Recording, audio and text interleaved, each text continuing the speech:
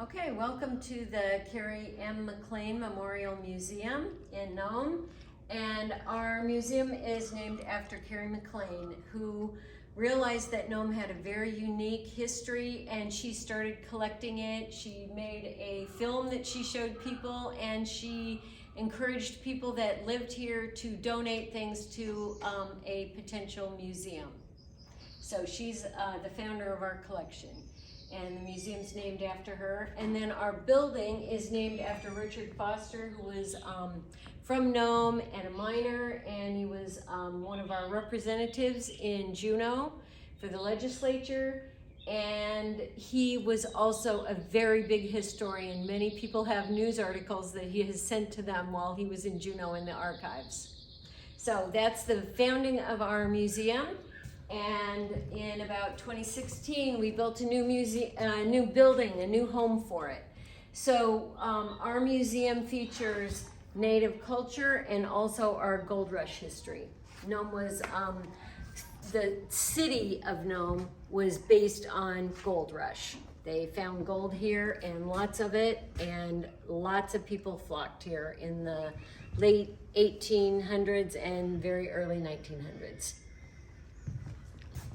So we've got incredible landscape here for people who like to view wildlife and birding. It's a very popular place for specific birds that people can get on their life list here. And when Nome first started, and for quite a few years, everything had to come up here in steamships. And when people coming in on the steamships, you know, out in the ocean and see Nome, they said it looked like it snowed because there were wall tents from cape to cape. And then the town grew up amazingly fast, considering they had to bring in all the wood, all the everything, and they built up a very Victorian style town. Lots of the buildings had bay windows and curlicues. It was very San Francisco-ish. And also with wooden sidewalks and wooden streets. Then we have, so this is some of the gold, a scale for weighing gold, and just some of the things that go along with a gold rush city. We've got a rocker box that you can even try, but you provide the motion for the gold. Gold is heavy, and so the process of getting gold, this is mostly placer gold, which means it's in little nuggets, in little pieces by itself. It's not mixed integral to a rock. So extracting it is mostly by mechanical means. Gold is heavy, so you do things to make the gold settle down on the bottom and the rocks to flow by, usually using water. And then we have, one thing that's very incredible is we had lots of photographers up here. We had several with studios and sold photos. So we've got a really good photographic history of Nome. This is featuring a couple of brothers called the McDaniels brothers. They were up here and mined, and one took photos, and he also wrote a diary. So we've got a lot of information of what life was like back then. And when all these people, all these gold miners and people who wanted to mine the miners came up, and Nome grew up, a lot of the native people living around in the area came to Nome too. A lot of them camped on the sand spit right along the river, and they could trade with the white people that were up here. And plus it had to have been very exciting, you know, all these people and all this stuff going on. So there was quite a few people that came for the summer and then went back to their villages in the fall, winter. So there was quite an ivory trade. They made lots of their tools, traditionally their tools, out of ivory, and carving things that the tourists liked also gave them some trading power. And I know one of the things the miners really appreciated were their mukluk boots. And this is featuring the King Islanders. They lived on an island a little ways away from here, very steep, beautiful place. And this is a lot of things from their dance. And they were mostly marine mammal hunters, being on an island out in the ocean.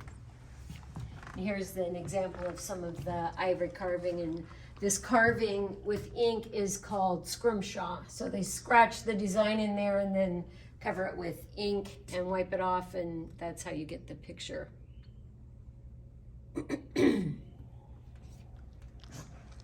Then another thing that Nome is known for is dog mushing.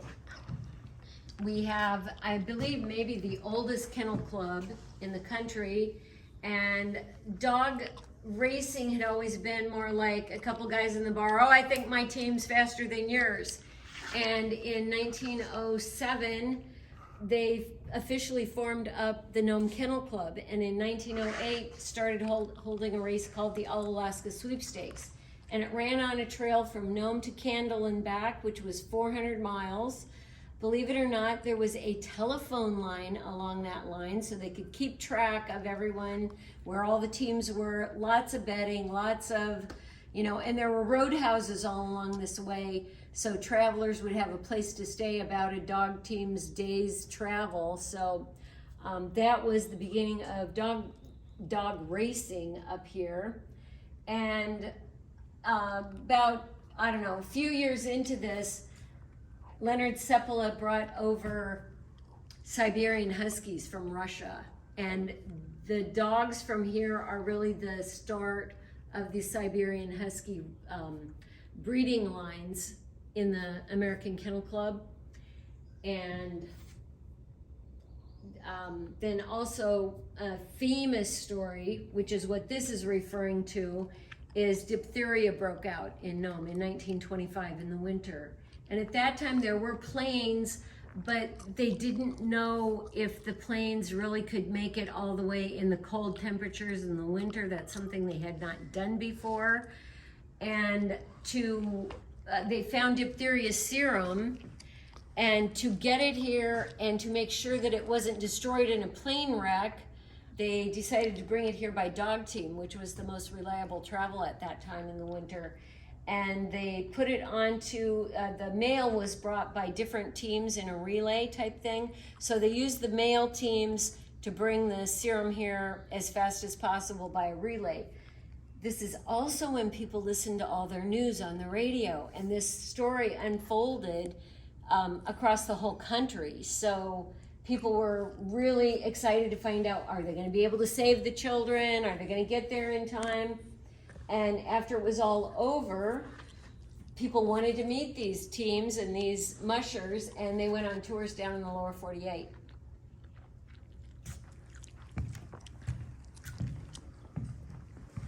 Then the gold mining, first it started off with, of course, panning and just testing. Then something like that rocker box people used, or sluice boxes.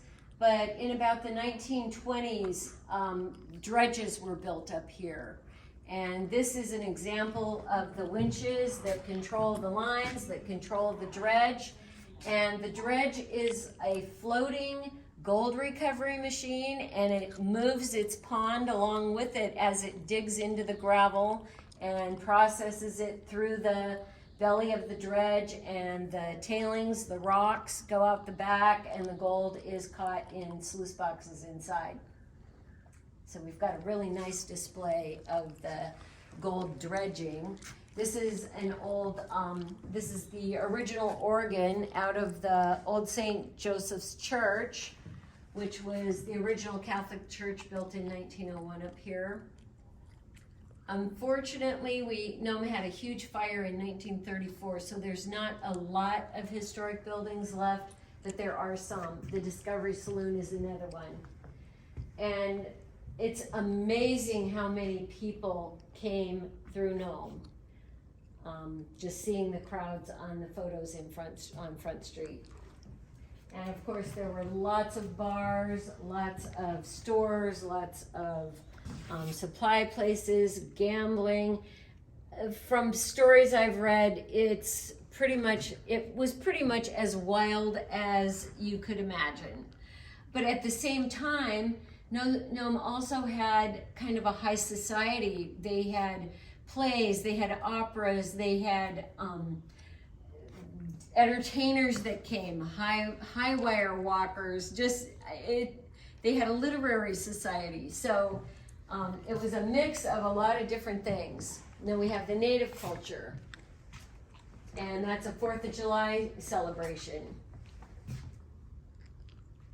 You can see all the different little restaurants and hotels and places to stay, and there were several photographers with studios, lawyers, anything you can imagine.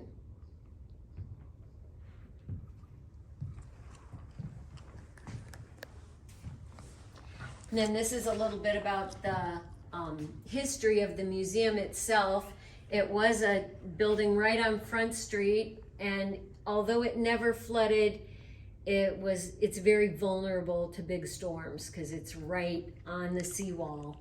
And so building the new building a ways away from the ocean was a very nice thing that we could do. And that's more of the things that Carrie McLain collected. And Nome has the oldest newspaper in Alaska. And in the early days, there were several newspapers. And then this shows just the intricacy of the Victorian decorating.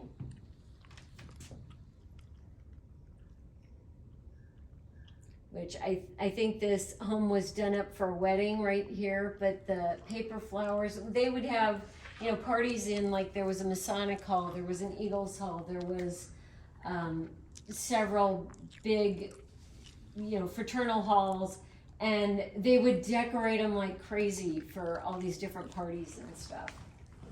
And we had tea parties, flowers, people brought their what they were comfortable with them.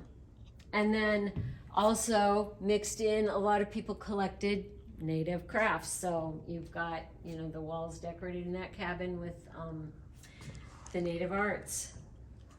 And this is Nome's first phone booth. It was in the Federal Building.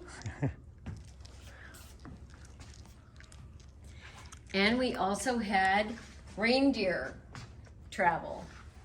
Sheldon Jackson brought up reindeer to help. He felt for native people it would help prevent the famines that happen, whether you're a farmer or a subsistence gatherer. Famines happen, and he felt the reindeer, so he brought. First, they brought herders over from Russia. Then they brought Sami people over from Scandinavia, and the reindeer herding project is still going on. There are still people who have reindeer here. And then, of course, aviation, big part of Nome, because there's no roads to get into Nome.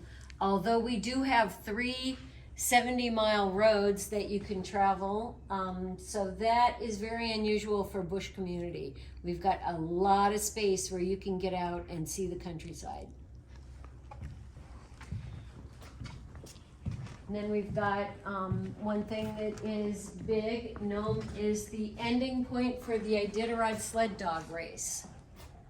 And we've got some different videos about the sled dog race. We've got an Iditarod sled with all the gear that they are required to have. And we've also got some commercial fishing.